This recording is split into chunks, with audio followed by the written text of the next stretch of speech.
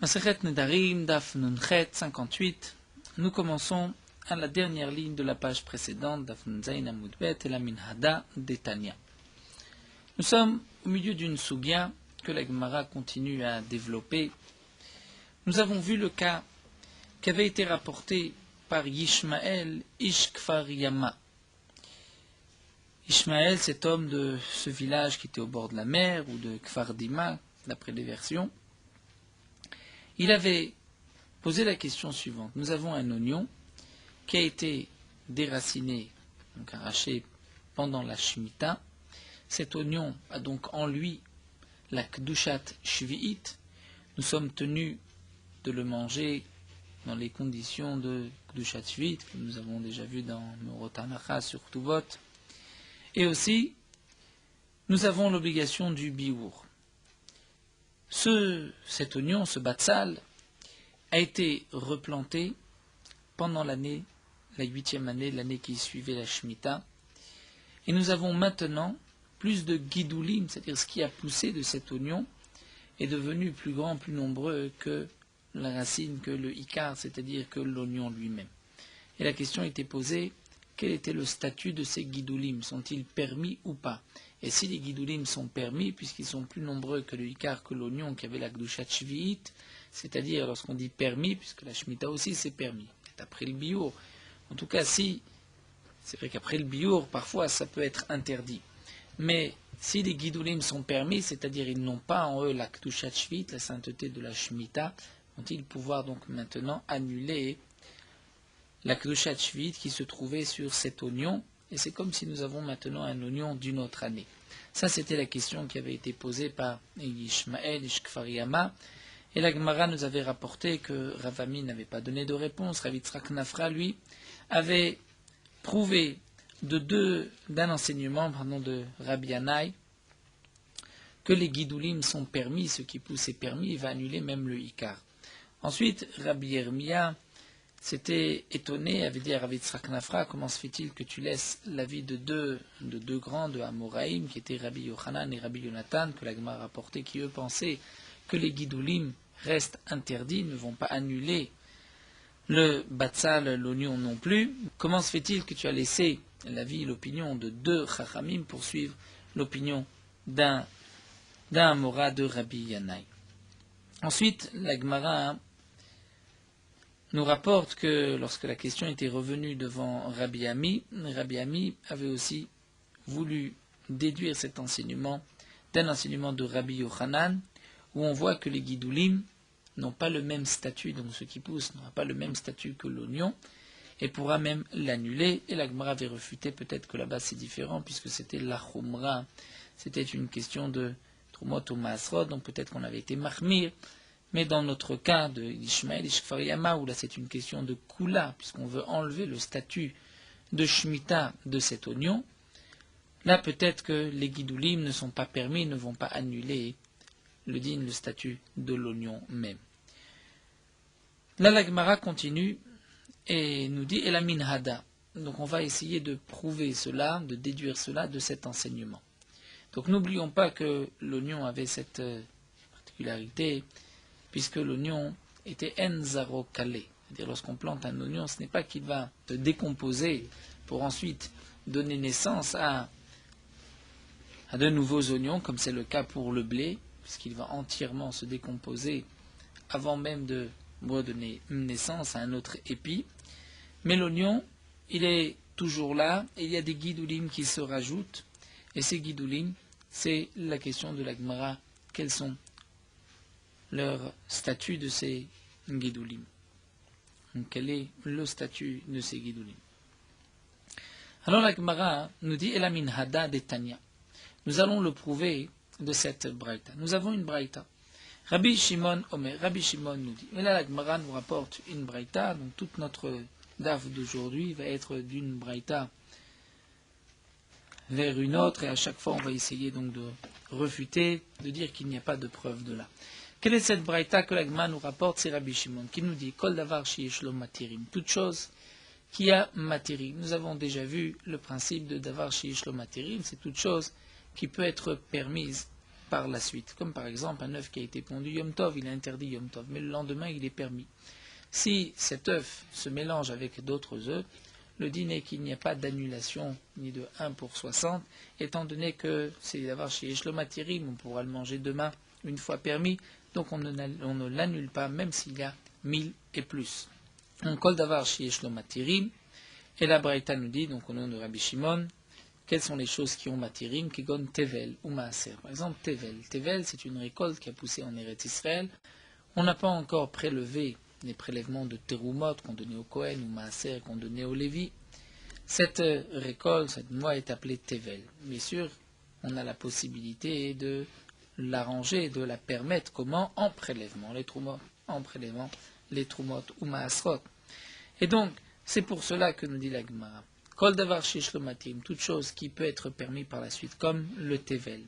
Et ce tevel, s'il s'est mélangé. Ou bien maaser sheni ve'egdesh. Le maaser sheni, c'est aussi un prélèvement, mais qui pouvait être racheté sur une pièce. Ve'egdesh, ou ce qui appartenait au Bet Hamikdash. Egdesh, qui peut être aussi racheté contre de l'argent. On va faire passer la kedusha de cette chose, de cet aliment, que ce soit une kedusha de maaser sheni ou de egdesh sur de l'argent. Ou encore Vechadash, une récolte nouvelle, de la nouvelle récolte qui attend le Homer, c'est-à-dire qu'on offrait le deuxième jour de Pessah pour pouvoir le permettre. Toute récolte qui a poussé en hiver, pendant toute l'année, même en été, elle doit attendre le Homer pour la permettre. Sauf si, bien sûr, le Homer de l'année dernière l'avait permis dans le cas où il y avait déjà eu une ashracha, c'est-à-dire que la récolte avait déjà pris racine, on avait semé du blé, il avait déjà pris racine. Avant le Homer de l'année dernière, là il sera permis même si on le récupère à la fin de l'été ou en hiver. Mais lorsqu'il a été semé, on va dire après le Homer, en général on va semer le blé en Cheshvan, septembre, octobre, au début de l'hiver, au début de l'automne. Donc à ce moment-là, on doit attendre la nouvelle récolte, même donc après Pessah, on doit attendre jusqu'au Homer le lendemain de Pessah où on offrait ce Homer au Beth Amikdash. Aujourd'hui où il n'y a pas de Homer, c'est le deuxième jour de Pessah qui va permettre le Homer. Donc Tevel, Maaser Sheni, Ekdesh, Chadash sont des choses qui ont matirim, des interdictions qui peuvent être permises en prélevant les Maasrot ou Mot Maasrot du Tevel, en rachetant le Maaser Sheni Ekdesh et en attendant le Homer pour le Chadash. Et bien dans ce cas-là, l'onatnu b'em chachamim shiur. Les chachamim n'ont pas donné de mesure, c'est-à-dire si un aliment tevel ou maaser sheni ou ekdesh ou chadash s'est mélangé avec un autre aliment de la même espèce, du blé avec du blé, du raisin avec du raisin, min bemino, les chachamim n'ont pas donné de shiur, même un petit grain de blé interdit de tevel, maaser sheni, ekdesh ou chadash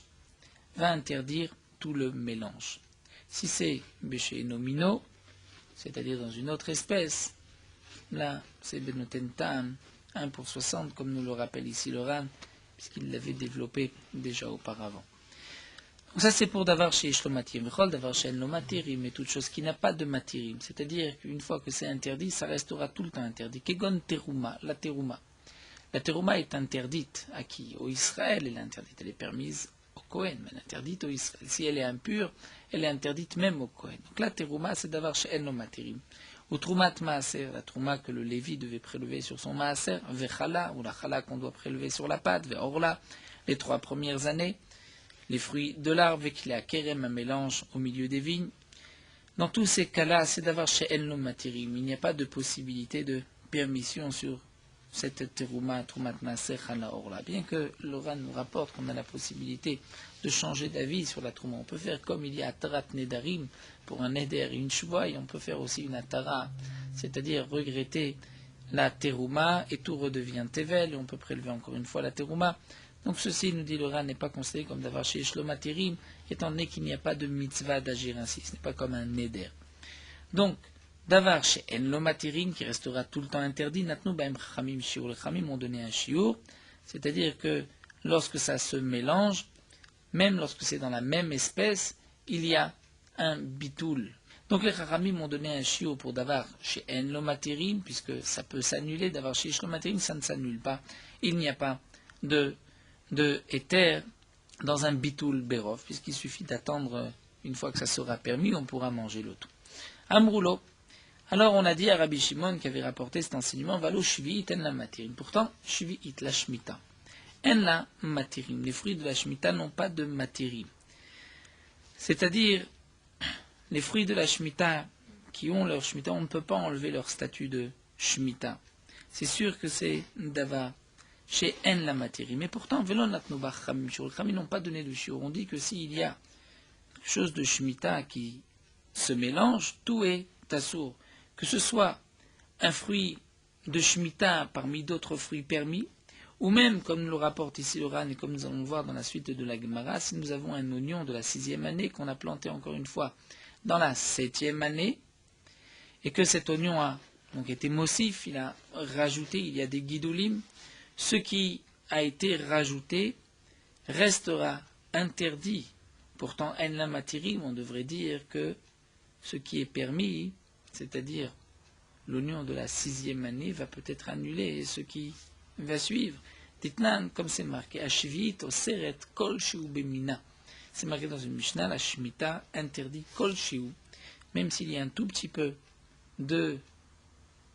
d'interdit dans ce qui est permis, tout est interdit. Donc on voit que la Shemitah, bien que c'est d'avoir chez En la matirie, pourtant il devrait y avoir une possibilité d'annulation. On voit que non. Amar Lahem et Rabbi Shimon a répondu au Chachamim et leur a dit Afani lo amarti, moi aussi je n'ai dit, ou comme le corrige le Ran, Amar Lahem afem lo amrou, il a dit même les Chachamim n'ont dit que quoi? Que cette Mishnah, que c'est Oser, elle a les biour, que par rapport à la halakha du biour, qu'une fois qu'on ne trouve plus dans les champs telle ou telle espèce, on se doit nous aussi de l'enlever, de le sortir de la maison. C'est ce qu'on appelle le biour. Donc c'est vrai que pour le biour, eh bien on a dit que tout, et même le mélange, est interdit, c'est-à-dire il faut le manger avant le biour, et lorsqu'arrive le biour, il faudra se conduire avec toute la tarovette comme le biour, c'est-à-dire tout faire sortir de chez soi. Là, effectivement, c'est vrai que tout va être interdit, plutôt tout va prendre le statut de Shemitah. Pourquoi? Parce qu'on a la possibilité de tout consommer avant, ou bien de rendre efker au moment du biour. Donc il y a une solution, c'est pour cela qu'on a tout interdit. Aval achila, mais c'est vrai que par rapport au din de consommation, si ça a été mélangé après le biour, et que là, après le biour, si on n'a pas fait sortir de chez soi, il y a une interdiction de le consommer. Là, dans ce cas-là, ce qui se mélange avec ce qui était interdit, là c'est effectivement benoten ta'am, il y a une mesure de 1 pour 60. Donc nous pouvons déduire d'ici que les guidoulim n'ont pas le même statut que ce qui a poussé, puisque dans notre cas, nous parlons d'un oignon de la 6e année qui a été planté encore une fois pendant la 7e année. Donc ce qui va pousser est en vérité de la 7e année.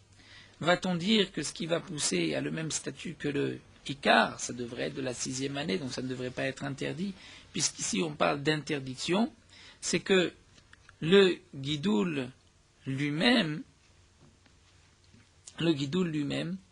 n'a pas le même statut, donc ce qui a poussé n'a pas le statut de ce qui avait été planté.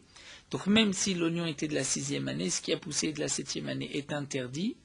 Puisque c'est interdit, eh bien, on dira dans ce cas-là que la achila, comme nous l'avons vu, il y a un digne de benoten ta'am, que c'est interdit.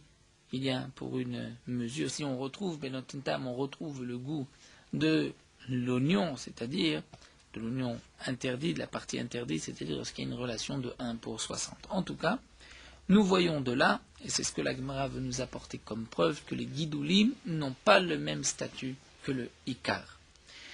La Gemara nous dit, mais peut-être que là aussi on peut refuter Vidilma Haname le Chumra Sha'ane. Peut-être que ici c'est encore une fois la Chumra. On est Mahmir, mais peut-être qu'en vérité les guidoulim ont le même statut que le Ikar. Puisqu'ils ont le même statut que le Ikar, donc c'est pour cela que, dans le cas par exemple de Ishmaël et Fariyama, ce qui a poussé par la suite ne pourra pas annuler ce qui était interdit auparavant. Pourquoi? Parce que les guidoulim ont le même statut que le Ikar, et donc tout est de la 7e année pour le cas de Ishmael Ishkfar Yama. Dans notre cas ici, dans la Mishnah, où nous avons vu que c'est interdit malgré tout, et on ne dira pas puisque le Ikar était de la 6e année, et qu'ensuite ce qui a poussé est de la 7e année, donc peut-être que les guidoulim ont le même statut que le Ikar, que l'oignon de la 6e année, ça devrait être permis, parce que là aussi on est mahmir pour interdire. Donc peut-être que la khumra, si c'est la khumra, on est mahmir, mais ce n'est pas une preuve pour les autres cas. Alors la Gemara continue, nous n'avons toujours pas de preuve. Quel est le din donc de ces guidoulim, de ce qui a poussé de cet oignon? Est-ce que les guidoulim ont le même statut que l'oignon, que ce soit donc pour permettre ou pour interdire? Pour interdire, nous avons vu qu'on peut être mahmir. Nous avons plusieurs cas où on est mahmir. C'est vrai que le Ran se pose la question, mais on a déjà répondu la khumra. Pourquoi la Gemara répète pour répondre encore la même réponse? Le Ran explique qu'il y a quand même une différence. La deuxième question était plus forte, malgré la réponse de la première question, de la première preuve, malgré Dilma et Khumra, on aurait pu apporter donc cette deuxième preuve. Malgré tout, la Gemara nous dit encore une fois les Khumra. Et là, alors la Gemara continue. Quel est le statut des guidoulim? C'est comme le Ikar, comme l'oignon même qu'on a planté ou pas? Et la Minhada Pashta, on a voulu apporter la preuve. Il a apporté la preuve de cette Mishnah Ditna. Betsalim Shiardu Alem Geshamim. Des oignons. Ce sont des oignons, comme nous expliquent les Rishonim, des oignons de la 6e année. Il y avait même une girsa qui disait Mefouraj Betsalim Shana Shishit. Quel est leur din si ces oignons, Yardu Alem Kshamim, de la pluie est tombée sur eux la 7e année, Vetsamrou, et ils ont poussé. Quel est le din de ce qui a poussé? Eh bien, la Mishnah nous dit si les feuilles de ces oignons sont noires, ont noirci, asurim, c'est interdit. Horiku, si ça reste vert, mutarim, c'est permis. Et même si la couleur change un petit peu, c'est permis. Pourquoi? Le Ran nous explique de la manière suivante. Si ça noircit, bien sûr, le Ran ne dit pas que c'est vraiment noir, mais ça commence un peu à noircir. Ça montre que ça pousse, et que ça pousse pendant la Shemitah, et que ça pousse par la terre, et donc c'est interdit. Mais si c'est vert, donc on voit que ça n'a pas poussé parce que la terre a donné ses forces, mais comme si ça s'était développé de l'oignon même, et même s'il n'était pas sur terre, eh bien, l'oignon aurait pu continuer par cette eau de se développer un peu, et donc là ça sera permis puisque ce n'est pas quelque chose qui a poussé de la terre pendant la 7e année, pendant la Shemitah. Rabbi Hanania ben Antignos Omer, Rabbi Hanania ben Antignos nous dit Micholim nitalesh be'alim shleim asurim. Non, tout dépend si on peut les sortir, les détacher avec leurs feuilles, là c'est interdit, puisque lorsqu'on les arrache, on va dire avec leurs feuilles, et lorsqu'on tire sur les feuilles, l'oignon vient aussi, c'est une preuve que donc ça a bien poussé, c'est bien rattaché, et donc dans ce cas-là c'est interdit parce qu'on dit que ça a poussé pendant la Shemitah. Si on ne peut pas, dès qu'on tire, à ce moment-là, la tige, les feuilles se détachent de l'oignon, là on dira que ça n'a pas bien poussé, donc c'est un oignon de la 6e année.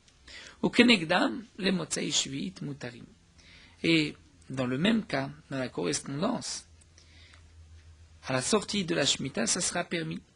C'est-à-dire, nous explique le Ran, parce que on est sûr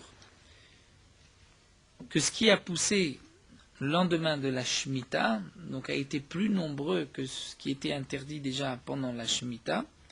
La preuve, c'est que on peut donc le tirer. Donc ça prouve bien que ça s'est multiplié, ça a poussé après la Shemitah. En tout cas, voici la preuve que nous apporte ici la Gemara, les Memra, des Gidoule, Eter, Malim et Taïsou. Donc on voit que ce qui pousse, une fois permis, va être malé, c'est-à-dire n'a pas le même statut que le Ika, que l'oignon qui était interdit, et va même pouvoir l'annuler. Malim et Taïsou. Ça c'est ce que nous voyons de là. Donc les Gidolim n'ont pas le même statut que le Ikar, comme nous l'avons vu ici, puisque le Batsal, c'est un Batsal de la 6e année. Ensuite, on voit que les Gidolim vont peut-être être interdits, inversement un batsal de la 7e année, qu'on a, ensuite il y a eu de l'eau la 8e année, on verra que parfois ça pourrait être permis. Donc on voit que les guidoulim n'ont pas le même statut que le Ikar. La Gemara refute et me dit Dilma bemedu chanim. Peut-être que ici c'est un cas particulier. Peut-être que ici, ce qui est marqué, Kenegdam le Motsai Shvit, c'est permis. Donc ça voudrait dire que tout est permis. C'est dans le cas où l'oignon lui-même qui était interdit a été pilé, a été écrasé. Et donc puisqu'il n'est pas là, on ne voit pas le Ikar, Machout, l'oignon n'est plus là. Donc là c'est pour cela que les guidoulim vont l'annuler, vont le permettre. Même dans des Rishonim, peut-être il a été d'abord mêlé et ensuite on l'a planté. En tout cas, lorsque l'oignon a été pilé, a été écrasé et qu'il n'a plus sa forme initiale, là c'est vrai que les guidoulim qui sont permis vont pouvoir l'annuler. Alors la Gemara continue dans sa recherche et la Minhada, nous allons apporter une preuve d'ailleurs, puisque d'ici nous n'avons pas de preuve. C'est vrai que les guidoulim vont avoir un autre statut, vont pouvoir l'annuler, c'est parce que là peut-être l'oignon a été pilé, a été écrasé. Et la Minhada de Tanya. Nous allons chercher d'une autre braïta. C'est marqué Menachesh imakuti bechasiyot. Si un homme est en train de désherber avec un kouti c'était un peuple qui s'était converti, ne respectait pas toutes les mitzvot, si quelqu'un désherbe avec un kouti dans les chassiyot. Chassiyot, nous verrons par la suite que c'est toute chose dont Zaro enokale comme l'oignon, comme l'ail aussi, et l'ouf, c'était aussi une sorte d'oignon. Agmara le rapportera par la suite. Donc si un homme est en train de désherber avec un kouti, ochel même achilat aray, il pourra manger, exemple de ces oignons, de cette ail, achilat aray, c'est-à-dire manger sur le tas, dans le champ, au moment où il désherbe. Pourquoi? Parce que nous explique le Ran, on ne craint pas qu'avant que ce kouti ait planté ces chassiyot, cet oignon, cette ail, peut-être que c'était déjà un oignon qui avait une obligation de trumot ou maasrot. Il était rentré par la porte de la maison, ensuite on l'a sorti pour le planter. Et donc maintenant, puisque c'est un oignon de Tevel, on aurait pu dire que même ce qui pousse tout de suite va être interdit, je n'ai pas le droit de manger, même si je suis sur le champ. Donc j'ai le droit parce qu'on considère que sur l'oignon il n'y avait pas encore d'obligation de trumot ou maasrot. Mais attention, ou maasran vadaï. Lorsqu'ensuite je vais prendre ces oignons ou cette ail et que je vais le rentrer dans la maison, il y a une obligation. Bevadaï, c'est sûr que le kouti n'a pas fait trumot ou maasrot et donc je vais devoir prélever vadaï comme si c'était quelque chose, une récolte sûre, donc on pourra même faire une bracha. Rabbi Shimon ben Nazar Omer, Rabbi Shimon ben Nazar dit, Israël chashoud à la shvit, les motzai shvit mutar. Si c'est un Israël qui est soupçonné de ne pas respecter la Shemitah, bien à la sortie de la Shemitah, c'est-à-dire la 8e année, on pourra manger ces feuilles qui ont poussé pendant cette 8e année, d'après certains pendant cette 7e année, on va dire dans le Ran, parce que c'est sûr que ces feuilles ont été plus nombreuses que l'interdit même, et donc ensuite il a annulé l'interdit.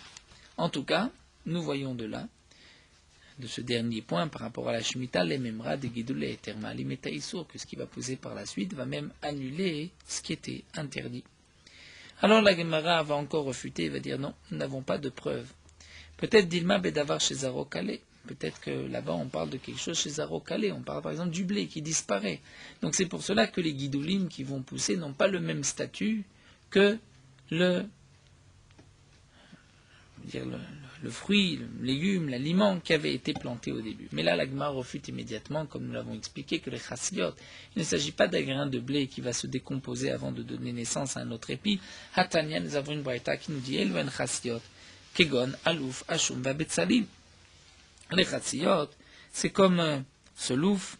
Donc louf, c'est, le Roche ici explique une sorte de kitniot, de légumineux, où le choum, l'ail et betsalim et l'oignon. Ou comme nous l'avons vu, ce n'est pas zaro calé, c'est-à-dire lorsqu'on va les planter, ils ne vont pas se décomposer, mais ils vont continuer de se reproduire. Donc si c'est ainsi, on ne peut pas dire que c'est Bédavar chez Zarokale, c'est Bédavar chez En Zarokale, et malgré tout, nous venons de voir que ce qui pousse par la suite annule ce qui était donc interdit. La Gemara continue, dit peut-être que là aussi on dira qu'il s'agit de Medouchanim, c'est-à-dire de quelque chose qui a été écrasé, et là nous dit le Ran, et ensuite qui a été planté. Donc puisque ça a été d'abord écrasé, ça a perdu donc son premier statut, c'est vrai que tout ce qui poussera par la suite va pouvoir annuler, puisque nous n'avons pas le batzal, l'oignon, comme il était auparavant. Alors la Gemara nous dit, mais non, puisque Chashoud à la Shvit, Katane, on parle de quelqu'un qui est Chashoud à la Shvit, c'est-à-dire quelqu'un qui est soupçonné de ne pas respecter la Shemitah. Une telle personne ne va pas se fatiguer à écraser d'abord l'ail, l'oignon, avant de le planter. Donc il s'agissait d'un oignon entier, d'un ail entier qui a été planté, qui donne naissance à encore d'autres oignons, d'autres ail. Et là, les guidoulim, donc ce qui pousse, vient annuler, puisque nous avons vu que le Motsai Shvit c'est permis, donc vient annuler.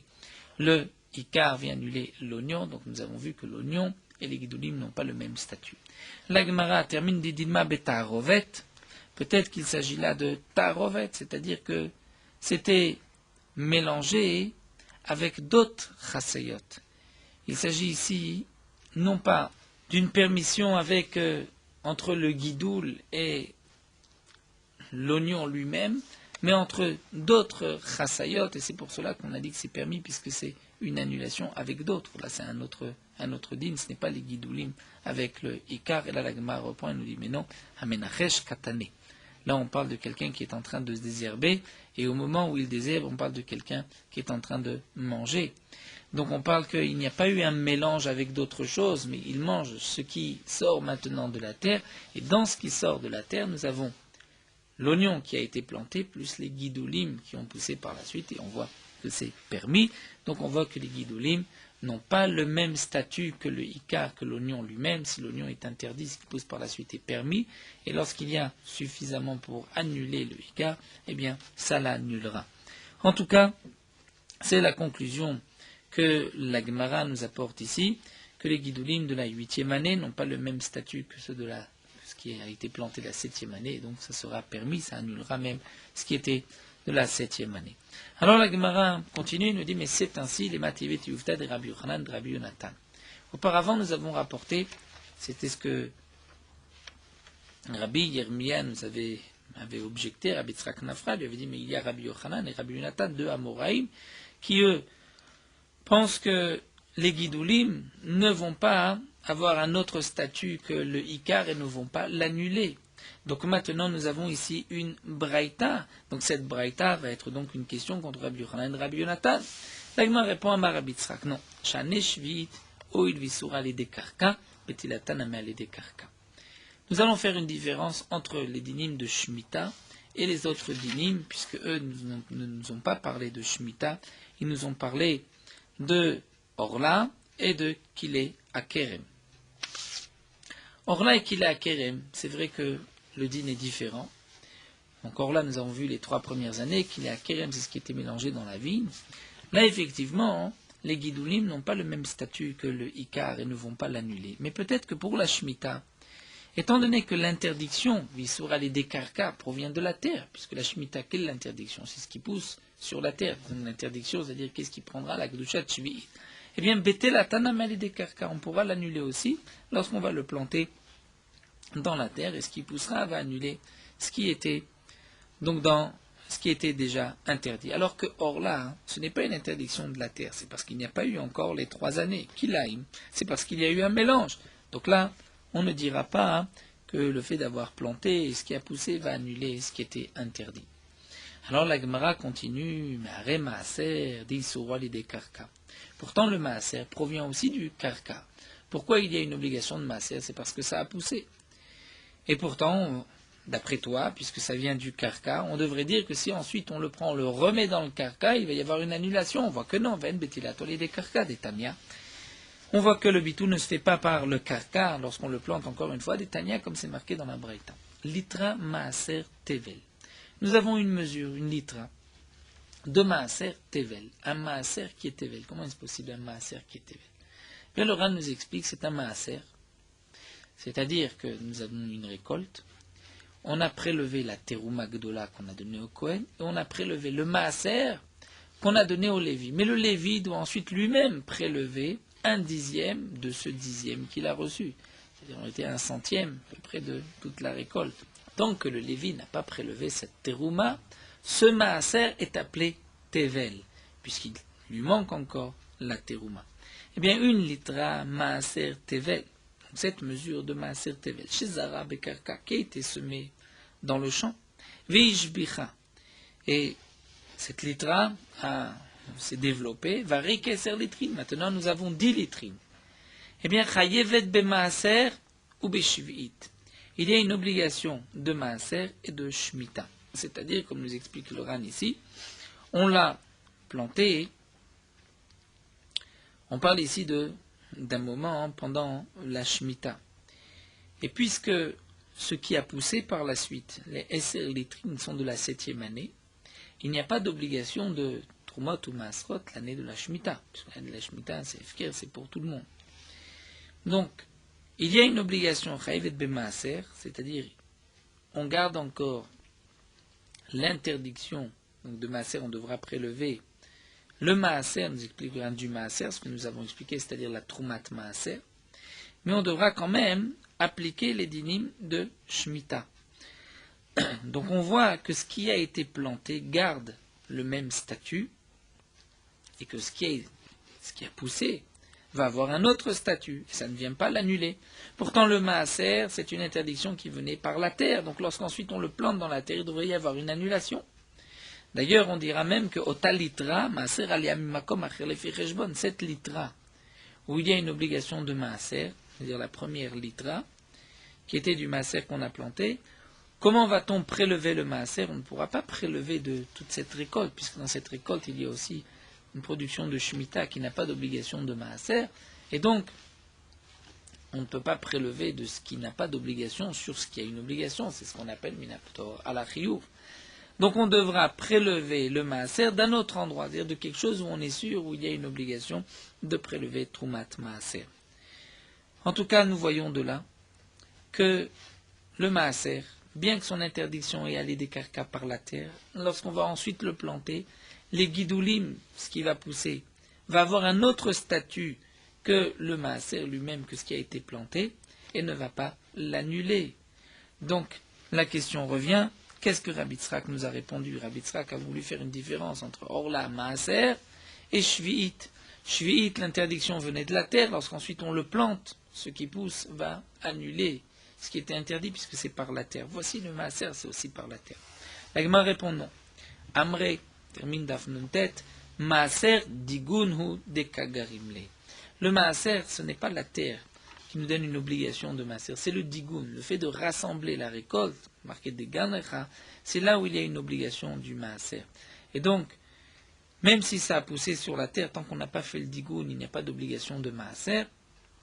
Donc ce n'est pas qu'il y a une interdiction par la terre, et qu'ensuite lorsqu'on va le planter, on peut dire que ce qui s'est développé va annuler le ikar lui-même. Non, on dira dans ce cas-là que le maaser c'est le digun des kagarimle, donc lorsqu'on va le planter, le din est qu'effectivement, les guidoulim ne vont pas annuler le ikar, ce qui a été planté.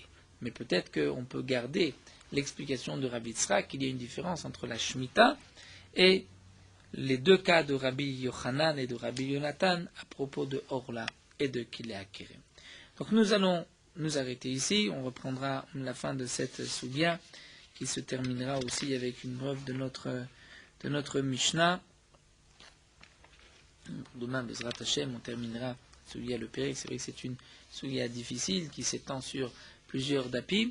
Car le principe est, donc la conclusion que nous avons vue aujourd'hui, c'est que lorsque nous avons un fruit, un oignon, puisque c'est d'avoir chez Enzaro Kale de Shemitah, qu'on va ensuite planter après la Shemitah même dans la terre, les guidoulim pour la Shemitah vont avoir un autre statut que le Ikar et donc vont annuler le Ikar. C'était la conclusion de la Gemara. Dans le cas de Rabbi Nathan et de Rabbi Yochanan, peut-être que là effectivement, d'après eux, il y aurait une différence entre la Shemitah et Orla et Kila Kerem. En tout cas, nous avons vu que on a pu répondre à la question de Ishmael, Ishkfar Yama. Pour le din de la Shemitah, le Ikar n'a pas le même statut que les Gidulim, plutôt ce qui pousse, ne va pas avoir le même statut que le Ikar et va pouvoir même l'annuler lorsqu'il va se multiplier. Voilà, nous allons nous arrêter là. On prendra Bezrat Hashem ensuite. Merot Halacha Daf Nunchet. Doit-on mettre les tefilines du bras assis ou debout? Là, nous avons une marloquette à poskim. D'après certains, les tefilines du bras doivent être mis assis. C'est ce qui est rapporté au nom du Zohar et c'est le minag des Sfaradim. Et le Raman dit que le minag des Ashkenazim, le minag est d'être debout et de mettre les tefilines du bras lorsqu'on est debout. Pour les tefilines de la tête, donc là il faudra les mettre et même faire la bracha pour ceux qui ont l'habitude lorsqu'on est debout. Et même ceux qui ont l'habitude de mettre les tefilines du bras assis, les tefilines de la tête, il faudra les mettre debout. Pour les 3 krichot qu'on a l'habitude de faire autour du bras, il faut les faire debout. Et même ceux qui ont l'habitude de mettre les tefilines du bras assis, pour ces krichot, ils les mettront debout.